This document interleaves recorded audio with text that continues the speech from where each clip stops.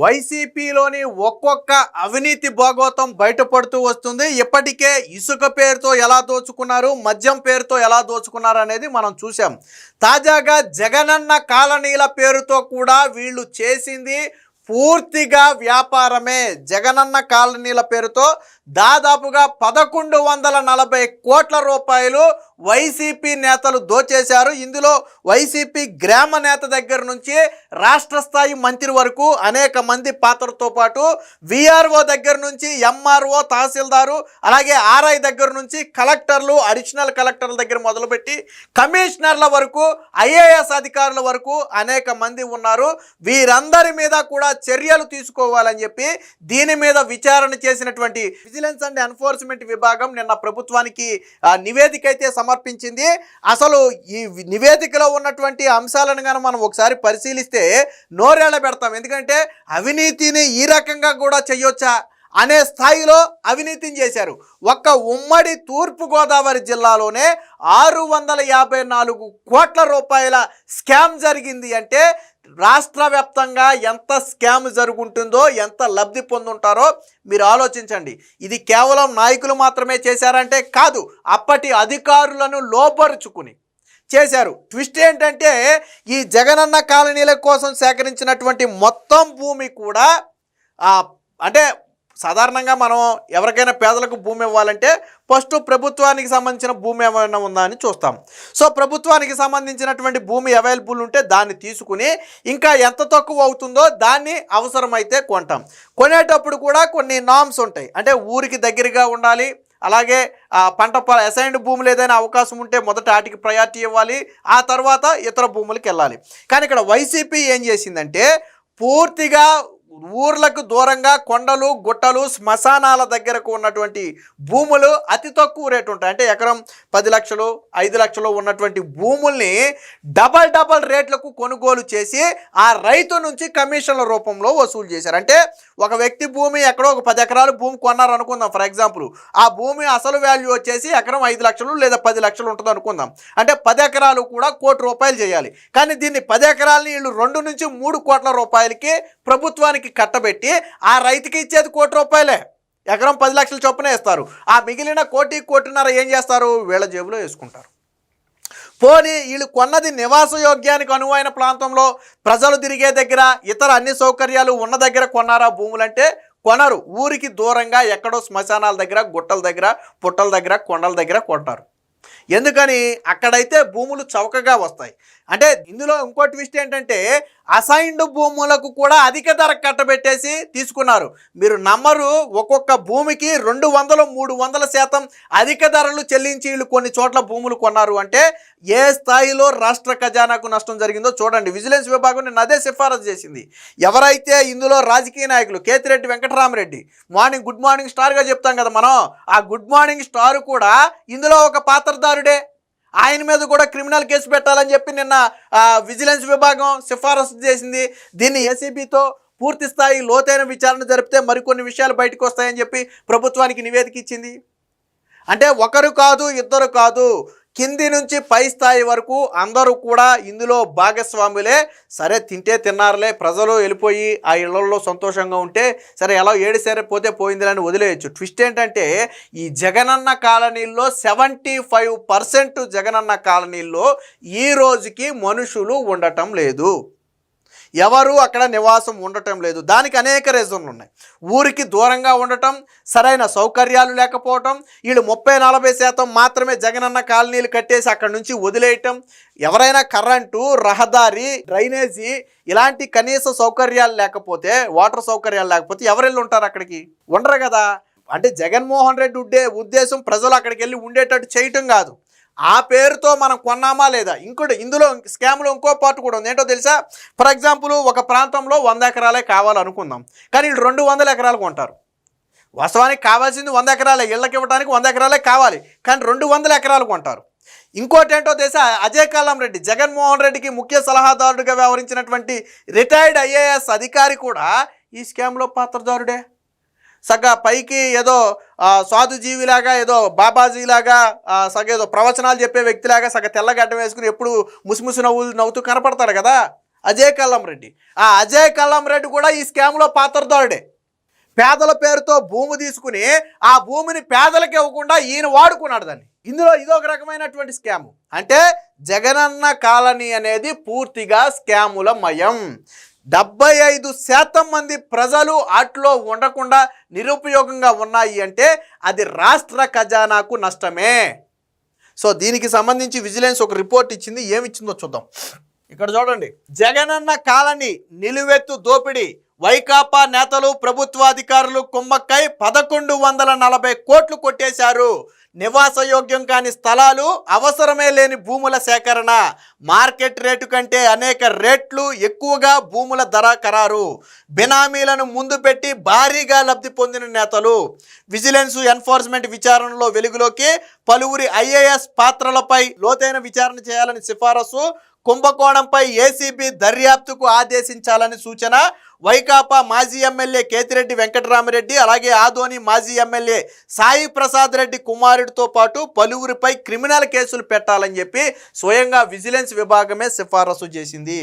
ఇక చూడండి, అజేయమైన కుట్ర. ఈయనే అజయ్ కల్లం రెడ్డి అంటే. భీమిలి మండలం అన్నవరంలో పేదలకు ఇళ్ల పట్టాల పేరుతో భూ సమీకరణ, పేదలకు 1 సెంటు కూడా ఇవ్వకుండా పెద్దలకు భూ పందారం. 7,922 చదరపు గజాల విస్తీర్ణం గల 15 స్థలాలు కొన్న అజయ్ కల్లమ్ము అప్పట్లో ఒక్కొక్క చదరపు గజం 20,000 ఉంటే ఈయన మాత్రం 4,000కే కొనుగోలు చేసి పేదల పేరుతో లేఅవుట్ వేసి దాన్ని పెద్దలకు కట్టబెట్టాడు. అంటే పేదలకు ఇవ్వటానికనే ప్రభుత్వానికి చెప్పారు, ప్రభుత్వం నుంచి డబ్బులు తీసుకుని పేదల భూమి కొన్నామని చెప్పి వాళ్ళకి చెల్లించారు.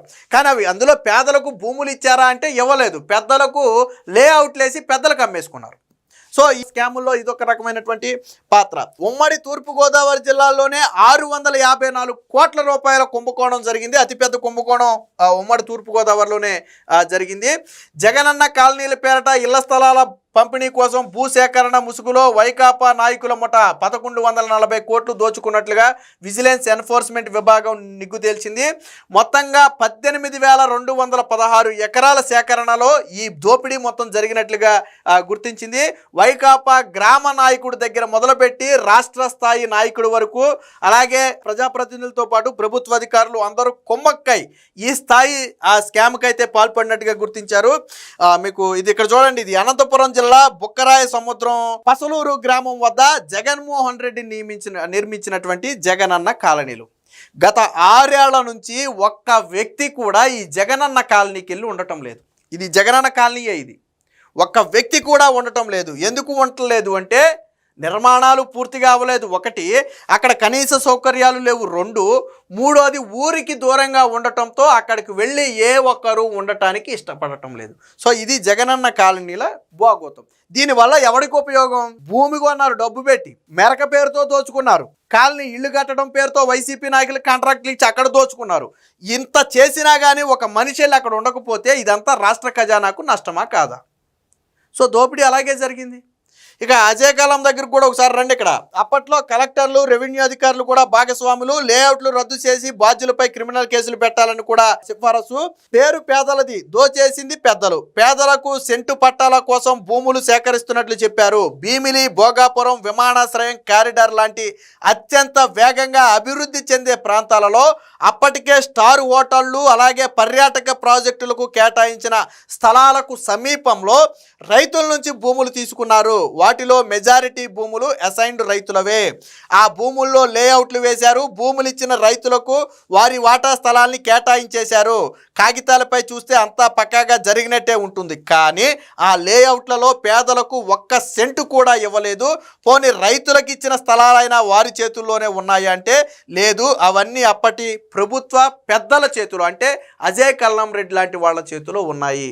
అంటే విమానాశ్రయానికి అత్యంత దగ్గరగా అభివృద్ధి చెందుతున్నటువంటి ప్రాంతం దగ్గర వీళ్ళు జగనన్న కాలనీల పేరుతో భూములు కొట్టేసి ప్రభుత్వ ఖజానా నుంచి డబ్బులు చెల్లించి ఆ కొట్టేసిన భూములను మాత్రం వీళ్ళు పెద్దలకు పనిచేసుకున్నారు. అంటే ఈ దోపిడీని చూస్తే మామూలుగా ఉండదు. దీనికి సంబంధించిన మరికొన్ని డీటెయిల్స్ ఉన్నాయి, ఒకసారి చూద్దాం. ఇక్కడ చూడండి, మార్కెట్ రేటుకు మించి ఉమ్మడి గుంటూరు పరిధిలో 825 లేఅవుట్లు వేస్తే 2934 ఎకరాలు మార్కెట్ రేటు కంటే కూడా 50% అధిక ధర చెల్లించారు. అలాగే ఒక 192 ఎకరాలకు మార్కెట్ ధర కంటే కూడా 90% అధిక ధర చెల్లించారు. ఒక 136 ఎకరాలకు 100% అధిక ధర చెల్లించారు. అలాగే ఉమ్మడి కృష్ణా జిల్లాలో కూడా అంతే.